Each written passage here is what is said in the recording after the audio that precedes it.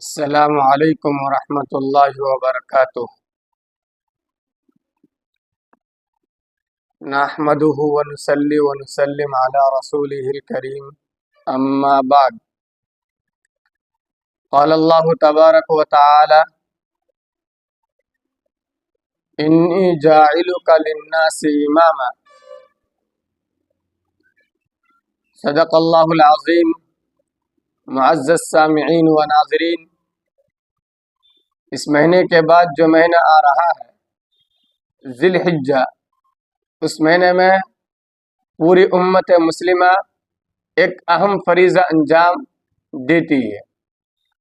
پورے مسلمان اجتماعی طور پر اللہ کے حکم پر عمل کرتے ہیں، جسے قربانی اور عید الاضحیٰ کہا جاتا ہے، جو یادگار ہے حضرت ابراہیم علیہ السلام اور ان کے بیٹے اسماعیل علیہ السلام۔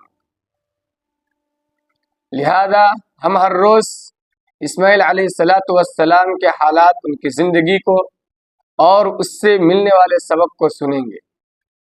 سامعین، دنیا کا ایک ملک جسے عراق کہا جاتا ہے، اس ملک کے ہر گاؤں، ہر محلے، ہر شہر، ہر گھر میں بتوں کی پوجا کی جاتی تھی۔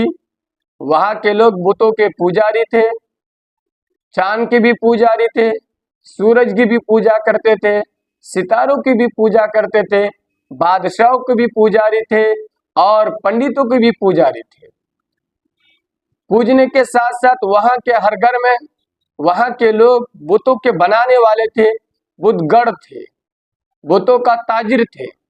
انہی بت بنانے والوں میں ایک شخص جن کا نام آزر ہے، ان کے یہاں ایک لڑکا پیدا ہوتا ہے جسے ابراہیم کہا جاتا ہے۔ وہ لڑکا جب جوان ہوتا ہے، انہیں سمجھ اور عقل آتی ہے، وہ جانتے ہیں اور اللہ نے انہیں عقل دی، وہ اس بات کو سمجھے کہ یہ ایک عمل بتوں کا پوجنا یہ باطل ہے، یہ غلط ہے۔ چنانچہ انہوں نے سب سے پہلے اس کی مخالفت اپنے گھر سے شروع کی۔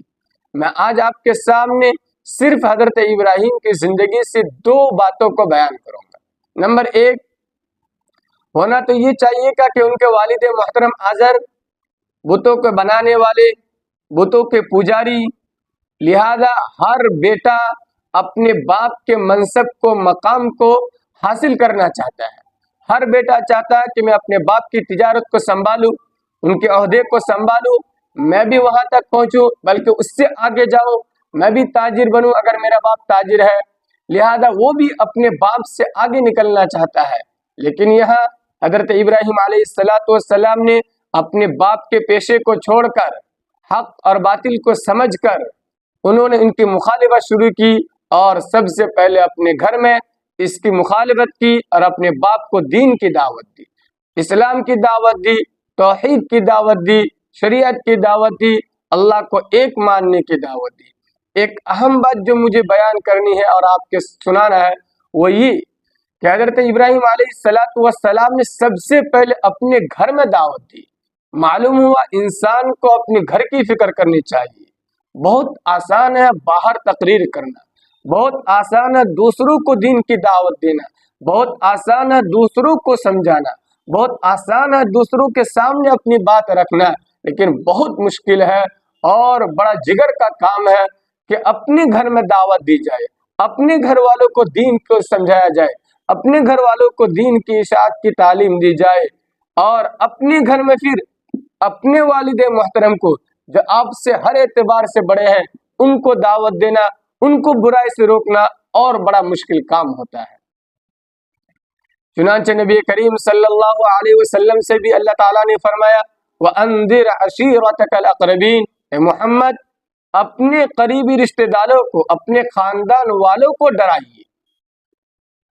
اور اللہ فرماتا ہے یا ایھا الذین آمنوا قوا انفسکم واہلیکم نارا، لوگو اپنے آپ کو، اپنے گھر والوں کو پہلے جہنم سے بچانے کی فکر کرو۔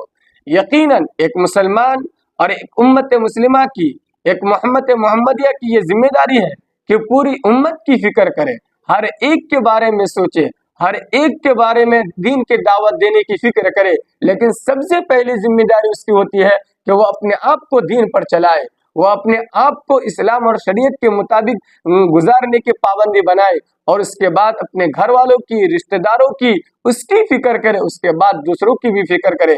آج ہمارے معاشرے میں لوگ باہر بہت تقریر کرتے ہیں، دعوت دیتے ہیں، تشکیل کرتے ہیں، تبلیغ کرتے ہیں۔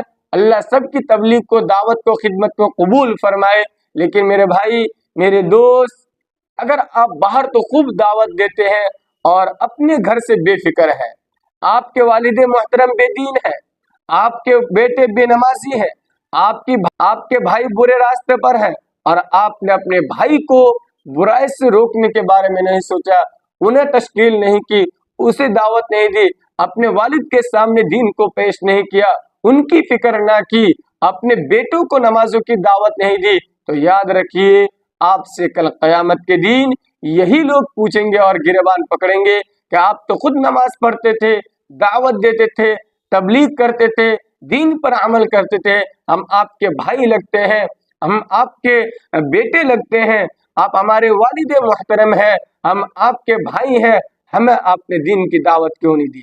آپ دور دراز علاقے میں جا کر سمجھاتے تھے، بہت اچھا ہمیں بھی لگتا تھا، لیکن آپ نے ہمیں کیوں نہیں سمجھایا؟ ہمیں کیوں سیدھے راستے پر نہیں لایا؟ اگر آپ سمجھاتے تو شاید آج ہم اس طرح کے مصیبتوں کا سامنا نہ کرتے۔ اس لیے میرے دوستو، ہمیں چاہیے کہ ہم اپنے گھر کی بھی فکر کریں، وہاں بھی دعوت دیں۔ یہ سبق ملتا ہے ابراہیم علیہ السلام کی زندگی سے، اس عمل سے کہ بتوں کی مخالفت، باطل کی مخالفت، توحید کی دعوت انہوں نے سب سے پہلے اپنے گھر میں دی اور اپنے والد کو دی۔ لہذا ہمیں چاہیے کہ اپنے گھر میں ہم بھی دین کا ماحول بنائیں۔ اللہ عمل کی توفیق نصیب فرمائے۔